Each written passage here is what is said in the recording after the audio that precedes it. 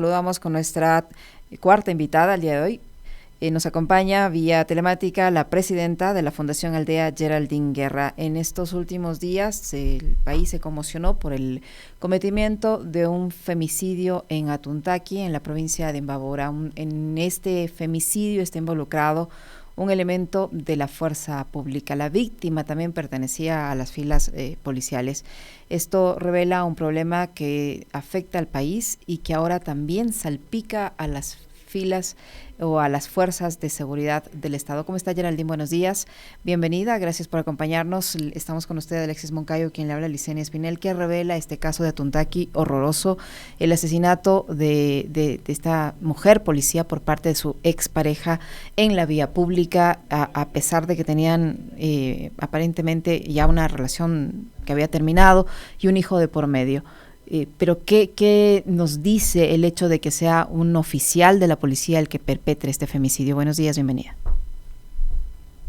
Buenos días con todos y todas, un gusto estar aquí en esta mañana. Sí, estamos, todavía no nos pasa, digamos, el shock y la alarma que tenemos por la cantidad de casos de violencia y de femicidios que se están destapando al interior de una institución como la Policía Nacional. Nos llama mucho la atención el caso que usted hace mención, que ocurrió en la provincia de Imbabura, en Atuntaqui. Dayana Lamiña Pasquel, de 25 años, fue disparada en una UPC. Eso es importantísimo porque todo eso son simbólicos. Ambos policías, incluso el perpetrador del femicidio, había sido una autoridad en temas de programas de violencia contra las mujeres de prevención dentro de la policía, pero él va a una UPC e impunemente dispara un arma, ¿no? Entonces lo que decimos es, ¿qué está pasando con una institución como la Policía Nacional, que lo que tiene que hacer es ofrecer seguridad, garantizar seguridad a la ciudadanía? Pero ¿qué pasa al interno de la policía? ¿Cómo se están eligiendo? ¿Cómo está la currícula para ser policía? ¿Dónde está, digamos, ¿por qué un policía tendría que ser un femicida? No, eso no es correcto, ¿no? No es correcto. Es como que algo nos confunde como ciudadanía ahí y nos llama la atención. Así que un llamado al comandante de la Policía Nacional a decirle, señor comandante, ponga orden al interno, verifique cómo está su personal, qué está pasando con la violencia al interno. Basta de naturalizar la violencia, necesitamos unas instituciones libres de violencia, primero al interno, ¿no? El caso que ocurrió en Atuntaqui es dramático y este momento lo que están haciendo es haciendo un ataque en redes, queriendo justificar las acciones del policía, que además se suicidó. Ambos tenían una bebé de menos de un año de la pareja en común, pero ella tenía dos hijos más, es decir, tres niñas menores de edad quedan en orfandad. Este momento lo que le debería hacer la policía es ya ver cómo ayuda a la familia de la víctima para que obtenga las medidas de reparación, los tres niños, las tres niñas. No hay justificación, no hay ningún justificativo y este momento se está circulando y lo quiero desmentir porque lo hemos confirmado con las compañeras del Movimiento de Mujeres de Imbabura. No es cierto que estaba embarazada, eso es una falsedad, es una calumnia porque quieren justificar el hecho violento de este policía. Esto es un hecho violento porque la violencia nos está matando, la violencia contra las mujeres, porque el machismo también mata, porque la impunidad mata. Lo que nos tiene que llamar esto no a justificar un hecho violento, sino a ver qué vamos a hacer como sociedad y en este caso específico como policía. Ujú. ¿Cómo está, Geraldine? Qué gusto saludarle. Buenos días. Este vendría a ser, yo ironizaba el otro día con respecto de, porque no es uno, ¿no? El caso aislado número mil y pico, ¿no? Así es como quisieron defender a Cáceres cuando ocurrió lo de María Belén, allá en septiembre del 2022. Es un caso aislado. Hoy tenemos otro caso aislado. La pregunta es cuántos casos aislados, entre comillas, vamos a tener que soportar viniendo estos femicidios siendo perpetrados por parte de un integrante de la fuerza pública.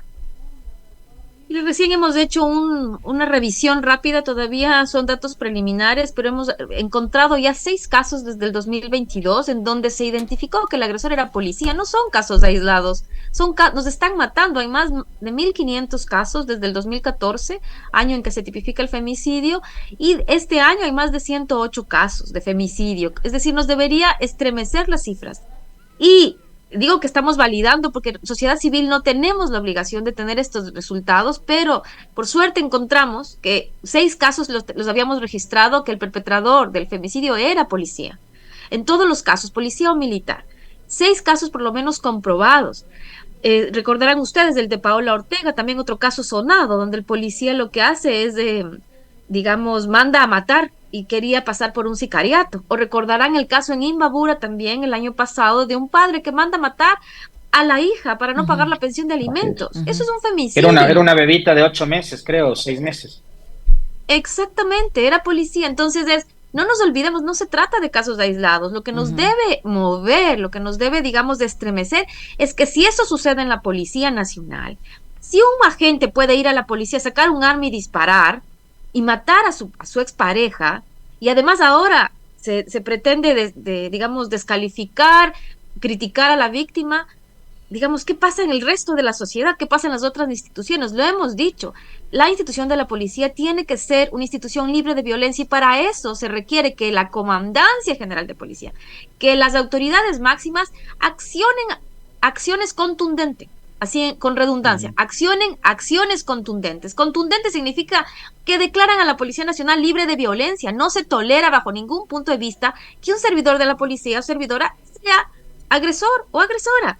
Eso no se debería revisarse cuántos policías tienen boletas de auxilio, me pregunto yo. O sea, ¿qué pasa con la salud mental, Geraldine? Que debería ser la policía. ¿Qué pasa con la salud mental de los elementos de la Policía Nacional? Porque ¿cómo es posible que la persona que asesina a su expareja, a esta policía, cabo de rango, haya sido director del Departamento de Violencia Intrafamiliar? ¿Qué pasa con los casos que estuvieron a cargo de este señor que evidentemente tenía problemas de salud mental, que es un femicida? ¿Qué pasa con esos procesos que estuvieron a su cargo? ¿Cómo tenemos la certeza o la seguridad de que les dio el debido tratamiento, el debido seguimiento, si él tenía problemas de salud mental? ¿Cómo selecciona la policía al personal para destinarlo en estos puestos que tienen que ver con el tratamiento de problemas de violencia hacia las mujeres? Digamos, la violencia no es un problema de salud mental. El femicidio es un resultado de una sociedad enferma, machista, estereotipada, que no ha derrumbado los estereotipos de género. Digamos, este señor es un sano hijo del patriarcado, como solemos decir, que es esto, justificamos tantas veces la violencia contra mujeres, niñas y adolescentes, que cuando llega y escala a un femicidio nos parece tremendo, y entonces está loco, está enfermo. No, no está loco ni está enfermo, es una persona que se ha criado en una sociedad que le dice constantemente que está bien matar a las mujeres, que está bien violentar, que no va a pasar nada, porque los cuerpos de las mujeres no valen nada, porque la vida de las niñas no vale nada. Entonces, esto nos llama a movernos, ¿no es cierto?, el pensamiento y a entender que la violencia es resultado de un discurso impune, en donde la violencia es impune. ¿Qué pasa con las víctimas de violación? Con las niñas explotadas sexualmente, con las mujeres que van a denunciar violencia física y los policías le dicen que no exagere, que no porque ¿por qué la violencia es el único delito en donde cuestionamos a la víctima? ¿No? Entonces, y eso es un tema. El otro tema es por qué una institución como la policía no hace una reflexión profunda y toma acciones para que su personal primero tenga formación en derechos humanos y enfoque de género e interculturalidad, que tenga una formación en cómo entender el enfoque de género, de cómo entender la violencia basada en género, qué significa, porque no es un chiste, eso nos mata. Y tal vez ellos mismos pueden empezar como personal a derribar esos estereotipos y a entender que la violencia es un delito, porque un policía lo mínimo que debería saber es que la violencia es un delito, porque por algo es policía, debería tener clarito cómo es la ley de violencia, cómo son las rutas contra la violencia y qué pasa, cuáles son las sanciones. Al parecer eso no hay, no se dedica. ¿Por qué? Porque lo de las mujeres siempre está como de segunda categoría, no es importante. Pues le decimos a la Comandancia General de la Policía, sí es importante.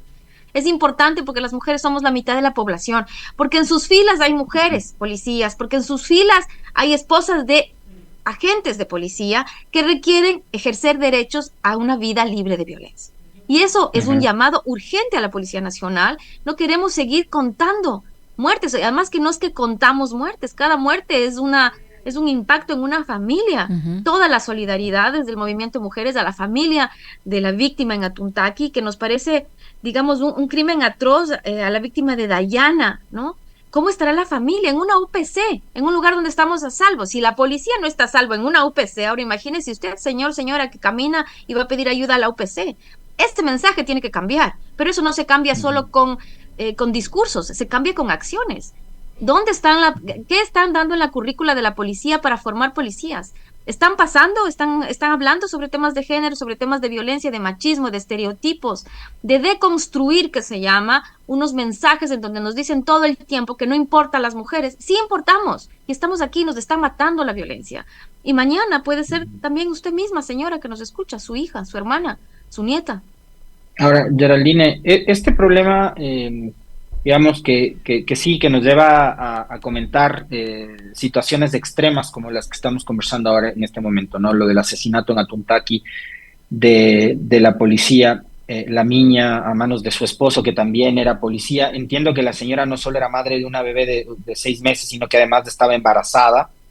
No. ¿O no? Yo leí No, una nota de ahí que... justamente acabé de decir que no estaba embarazada, está confirmado, eso es mentira. Es Ujú. parte de una trampa para desprestigiar a la víctima y decir que como está embarazada de otro hombre, porque además este señor era la expareja Increíble. y no estaba embarazada, lo voy a repetir, Dayana no estaba embarazada, está confirmado con la familia. Ella Ujú. tenía 2 hijas en una relación anterior y tenía una bebé que no tenía ni siquiera un año con esta persona que fue su perpetrador y que le quitó la vida. Entonces estamos hablando de este caso de la Cabo Segundo La Niña, ¿no? Asesinada por quien había sido su pareja, que además es policía. Pero el tema de la violencia contra la mujer es ya un asunto que tiene una estructura mucho más fuerte, que va más allá de la policía o más allá de X o tal institución, Geraldine. Y hoy amanecimos con una noticia terrible, ¿no? Que es lo de la revocatoria de la visa a una periodista también mujer, que había venido siendo víctima de acoso, de linchamiento y de ataques a través de las redes sociales, como es Alondra Santiago. Usted habrá visto lo mismo que hemos visto nosotros en redes sociales, gente que pedía que ándate a Cuba, regrésate a Cuba, una cantidad de insultos, de agresiones, y ahora toda esa violencia verbal se traduce en una decisión de Estado, Ujú. porque es el gobierno, a través de la Cancillería y del Ministerio del Interior, que terminan revocando la visa a una periodista mujer. Y podríamos hablar de otros casos, ¿no? Como por ejemplo que le haya retirado la seguridad a su propia hija, eh, todo lo que ha sucedido en torno a la señora Goldbaum, la ex esposa del presidente, la señora Abad, vicepresidenta de la República, que puede caernos bien o mal, pero ahí hay una serie de situaciones, La lo que ministra de pasó con la Energía. maestra en Olón, y así por el Ujú. estilo, ¿no? Una serie de casos que tienen que ver con violencia en contra de la mujer, que forman parte además de lo que es la estructura del Estado. ¿Cómo entender esto? ¿Cómo interpretar también estos mensajes que nos vienen desde las autoridades y que vemos que descarga toda su poder, su furia en contra de las mujeres? Lo que decimos es que la violencia contra mujeres, niñas y adolescentes no es una sola acción, eso es importante, no es una sola cosa que vemos, son una serie de condiciones que se han creado para configurar una sociedad que es violenta contra las mujeres, contra los cuerpos femeninos, ¿no es cierto? Esa serie de condiciones incluye las acciones estatales e incluye las acciones gubernamentales. También el gobierno es quien, digamos, ejecuta la política pública y es quien envía mensajes de si acepta o no determinado, ¿no? Entonces ustedes recordarán en el caso de María Belén Bernal, cómo inmediatamente en ese entonces el ministro del Interior, me parece, ¿no? Enseguida dijo que era algo, que era un error humano, digamos, en vez de salir a apoyar a la familia de la víctima, lo que hizo fue que era un error humano, un error humano. Ujú. Matar a alguien no es un error humano, es un delito y tiene que ser sancionado. Entonces, ese discurso se repite constantemente. Pongo este ejemplo porque ese ejemplo fue ya extremo, Terrible. digamos, Ujú. ¿no? Que una autoridad diga lo que dijo, ¿no? Y lo mismo ocurre ahora, ¿no es cierto? Con las personas que ahora nos están gobernando, hay un discurso de, digamos, de polarización y de radicalización de la violencia. Entonces, todo lo que no está de acuerdo, digamos, voy a eliminarlo, como lo ha dicho, ¿no? Que hay que tenerle miedo, tenemos que tenerle miedo. Un gobierno no puede gobernar con el miedo, eso se llama un sistema de muerte y de miedo, y eso no aceptamos. Ecuador es un estado de derechos y defendemos y ejercemos derechos. un derecho humano fundamental es la libre circulación. Si no me equivoco, es el primer derecho humano fundamental. Nosotros nacemos libres e iguales y podemos circular por el mundo. Y ojalá fuera cierto. Y si no empezamos a accionar, de ahí voy más bien a decir lo que tiene que ver con las personas mismas, con cada uno de nosotros, de nosotras. Nosotros y nosotras tenemos que defender ese derecho. Tenemos el libre derecho a circular por donde queramos circular, ¿no? Entonces, ese discurso de odio permanente, en donde, por supuesto, las mujeres, niñas y adolescentes son las víctimas más vulnerables, y no solamente por parte del gobierno, también es, por ejemplo, por parte de las bandas criminales, ¿no? Donde los cuerpos de las mujeres están siendo asesinados, desechados, violados, y no pasa nada, y no hay un sistema que contenga, porque no hay una condición de dignidad para la vida. Y ese es el llamado, y eso es lo que decimos basta, porque eso, el femicidio, es parte de toda esa estructura, no es un hecho aislado, no es que pasa el femicidio de Dayana y eso es lo único que pasa, no, lo que nos llama a la reflexión y al movimiento, el movimiento es decir que eso se tiene que transformar, y ojalá la Policía Nacional haga un esfuerzo por transformar, y en realidad estén acompañando a la víctima a la familia de Dayana y a sus hijas, y les estén acompañando para que reciban medidas de reparación integral. Y ahí un mensaje al señor presidente y al señor ministro de Finanzas, que ya están, digamos, mandando rumores de que no van a dar presupuesto para la ley de reparación integral. Para eso es una ley de reparación integral para las familias, para que esas niñas, esa bebé que no tenía ni un año, esté garantizada su educación, tenga algún acompañamiento en salud mental, alguien ayude a la familia, a la abuela, al abuelo. ¿Quién se va a hacer cargo de esa bebé? ¿Cómo va a estructurarse? Para eso es una ley de reparación integral. Mientras no suceda eso, mientras no hay acciones contundentes, que quiere decir que genere presupuestos y entregue presupuestos para eso, el discurso es un discurso de odio, un discurso de muerte, independientemente de quién seas. Puede ser periodista, trabajadora, puede ser niña, y si hay ese discurso de odio y de impunidad permanente, eso se transforma en muerte.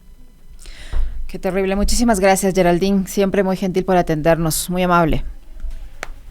Gracias a ustedes. Buenos días.